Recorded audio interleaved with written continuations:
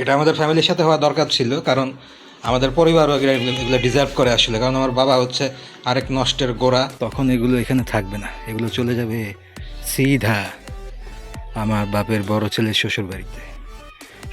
নোংরা মহিলার নোংরামির এই যে মাত্র শুরু। এখন সে আর নাস্তা বানাবে না, এখন সে হোটেলে ঘাটে ঘাটে সাত ঘাটের পানি খেয়ে দৌড়াবে। কারণ ওনাদের তো আলাদা ব্যবস্থা আছে, ওনারা হাজব্যান্ড ওয়াইফ প্রিমিয়াম নাস্তা খাবে। ভাগ্যিস আমি চুরি টুরি করি না, কেউ যদি চুরি করতো তাহলে নিতে পারতো। কিয়ারা আদভানি ভং দোষে কিয়ারা আদভানিকে আমি ক্যাপচার করব, মাথায় জিদ উঠেছে, ইচ্ছা করে ক্যাপচার করব, কোনো দরকার নেই। এগুলাই হচ্ছে কী কারণে তাকিয়ে থাকবে তার কোনো ঠিক নাই। সবাই কেমন আছো? আজকের ব্লগটা এখান থেকেই শুরু করছি। নাস্তা এখনও রেডি হয়নি, সকাল বাজছে এখন 10টাই বাজে। হ্যাঁ, আমাদের বাসায় তো আবার নাস্তার আবার একটা স্পেশাল রোল আছে 11টার দিকে, বা কিছুদিন 11:30টার দিকে, কিছুদিন 12টার দিকে, কিছুদিন নাস্তা হয়ই না। তো আজকে কয়টা বাজে হয় কিছু জানি না, আজকে 10টার মতো বাজে। আমি উঠে গেছি আরও এই 1-1.5 ঘন্টা আগে উঠে গেছি ঘুম থেকে, মানে বলতে গেলে 8:30টার দিকে আমি ঘুম থেকে উঠেছি। এখন আমি উঠলে তো লাভ নাই, নাস্তা হয় কিনা জানি না। তো সঙ্গে থাকো, দেখতে থাকো। আজকের ব্লগের বিগিনিং এখান থেকে শুরু করছি।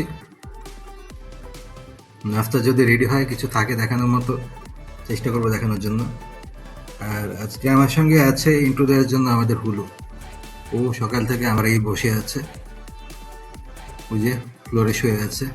কখন নাস্তা হবে, কখন নাস্তা খাবো এই আশায় ও আগে থেকে আমাকে দেখে এসে শুয়ে আছে। এখনও কোনো খবর নেই, তারপরেও আমার পায়ের নিচে এসে শুয়ে আছে খাওয়ার নিয়তে। কিন্তু মনে হয় না এত সহজে নাস্তা আছে ওর কপালে।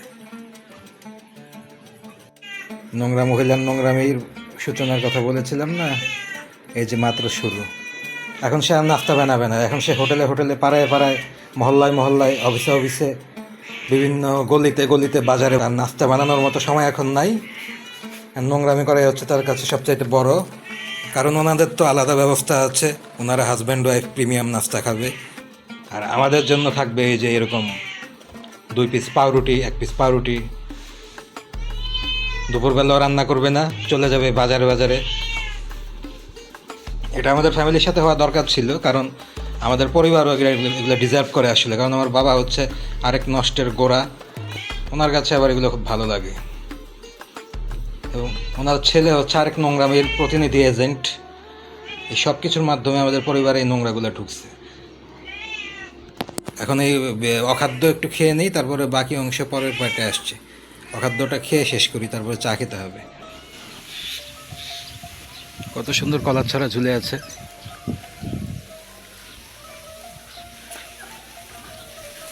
ভাগ্যিস আমি চুরি টুরি করি না, কেউ যদি চুরি করতো তাহলে নিতে পারতো।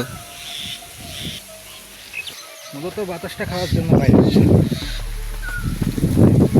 এই বাতাসটা আমাদের বাড়ির বাউন্ডারির ভেতরে খুব একটা আসে না, সব কিছু ভেদ করে। এখানে যেমন করে লাগছে খোলা রাস্তার মাঝখানে বাতাসটা, এমন করে যদি বাড়ির ভেতরে আসতো। বাড়ির ভেতরে কিছু কিছু আসে, কিন্তু আমার ঘরের ভেতর তো আর আসবে না। এগুলাই হচ্ছে ডিস্টার্ব। হ্যাঁ, এগুলাই হচ্ছে মূলত ডিস্টার্ব। এরা যখন দেখবে ভিনদেশি প্রাণীর মতো তাকিয়ে থাকবে আমার দিকে। কী কারণে তাকিয়ে থাকবে তার কোনো ঠিক নাই, কিন্তু তাকিয়ে থাকবে। এটা হচ্ছে ওনাদের মিশন। কী উদ্দেশ্য, কী বেনিফিট তা জানি না, তবে মুখের দিকে তাকিয়ে থাকে এদের একটা কমন রোগ। এটা করে তারা কী ধরনের শান্তি পায় আমি জানি না।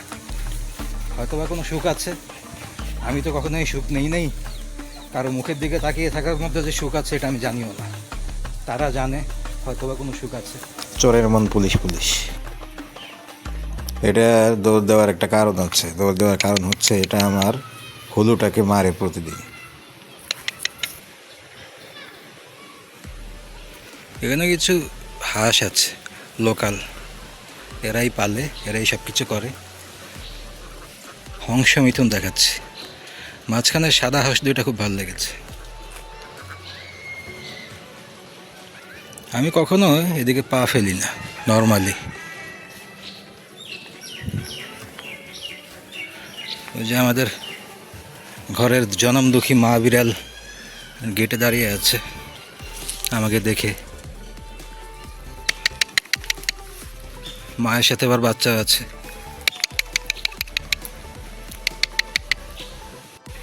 হুম, গেটে বাঁচছে বাড়ি বাতাসে।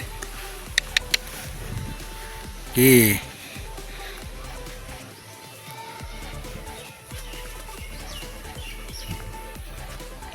আমার ঘরে থাকে, আমার ঘরে দুধ খায়, কি একটা অভিনয়, মনে হচ্ছে ভয় শেষ। তোমার বাচ্চায় ভং দশে যাও, বাচ্চারে নিয়ে আসো, যাও। তোমার বাচ্চা আমাকে ভয় পায়, নাটক বাস।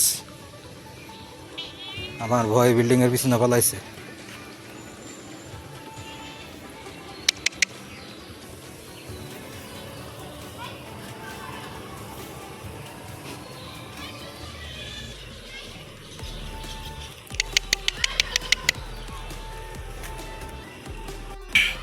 তোর আরেকটা বাচ্চা কই রে?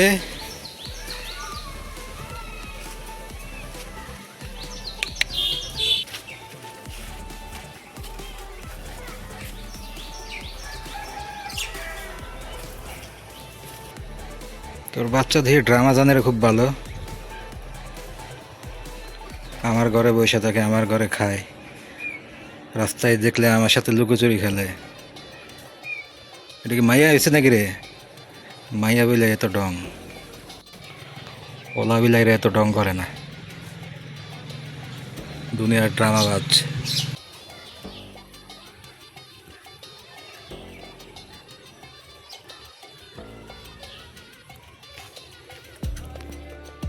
এই যে জনম দুঃখী মা, তোমার বাচ্চা পিছনে বসছে।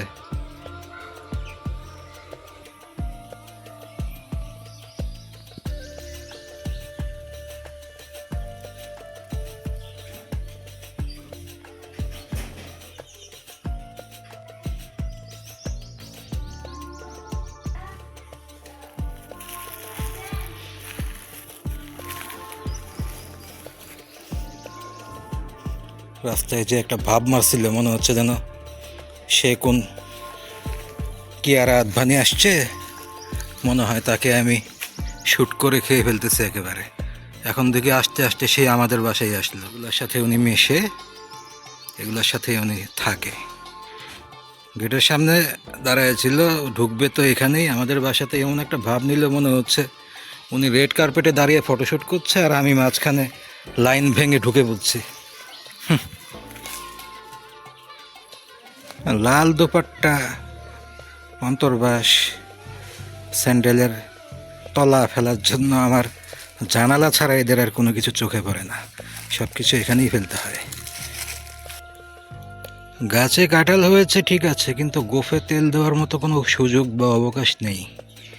দাড়ি ট্রিম করে ফেলতে হবে, কারণ এই কাঁঠাল যখন বড় হবে, প্রাপ্তবয়স্ক হবে, অ্যাডাল্ট হবে, খাওয়ার উপযোগী, তখন এগুলো এখানে থাকবে না, এগুলো চলে যাবে সিধা আমার বাপের বড় ছেলের শ্বশুর বাড়িতে।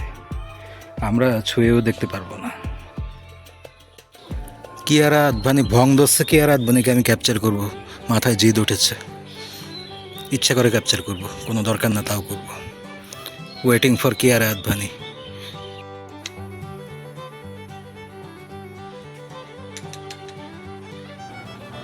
এই যে এই যে এই যে এই যে এই যে দক্ষিণী মা কোন ধান্দা পাচ্ছিল, খুব সুযোগে আছে দক্ষিণী মা। এই মুরগির বাচ্চাটাকে ক্যাপচার মারার জন্য ওত পেতেছিল, মুরগি সুযোগ বুঝে পালিয়ে গেছে, দক্ষিণী মা হতাশ। ওই যে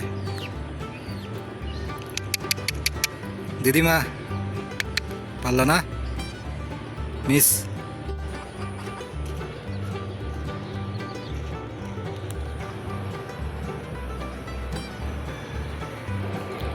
দক্ষিণী মা লস খেয়েছে। না রে না রে না রে না রে না, দক্ষিণী মা লস খেয়ে ঘরে চলে গেছে বাচ্চার কাছে ইনভেস্টিগেট করার জন্য, মুরগিটা কোথায় গেছে বাচ্চা নিয়ে। ওই যে মুরগিটা নামছে ময়লার মধ্যে। ওইদিকে তার নজর।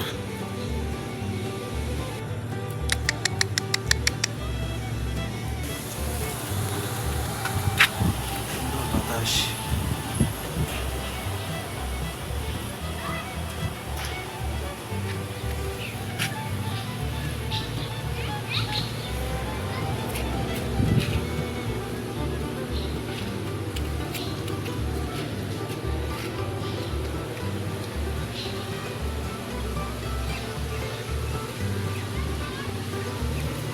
এখন যতক্ষণ পর্যন্ত কারেন্ট না আসে ততক্ষণ পর্যন্ত একটু বাতাস খাবো, আর বাইরে দু একটা বৃষ্টির ফোঁটা পড়ছে, এই ওয়েদারটা একটু ফিল নিয়ে যাই। যতক্ষণ পর্যন্ত দু একটা বৃষ্টির ফোঁটা পড়ে ততক্ষণ পর্যন্ত থাকি।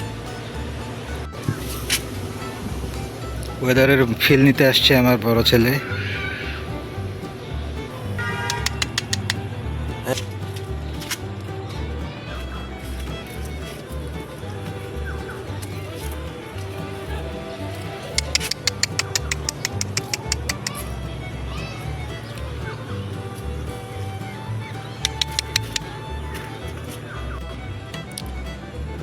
জনমদুখী মা, বাচ্চা নিয়ে বাইরে যেও না, বাইরে বৃষ্টি হবে।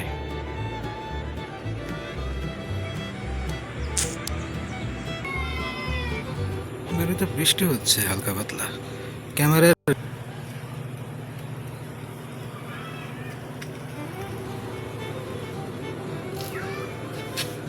এদিকে আমার হলো সকালবেলা টয়লেট করে আসলো, মর্নিং পটি, রিল্যাক্সে ঘরে ঢুকতেছে এখন বৃষ্টির এক মুহূর্তে।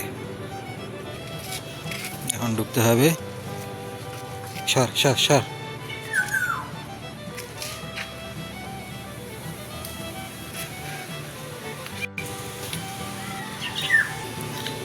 বৃষ্টির সঙ্গে এরকম মিক্স বাতাস থাকলে বৃষ্টিটা ঠিক গায়ে লাগে না, স্প্রের মতো উড়ে যায়।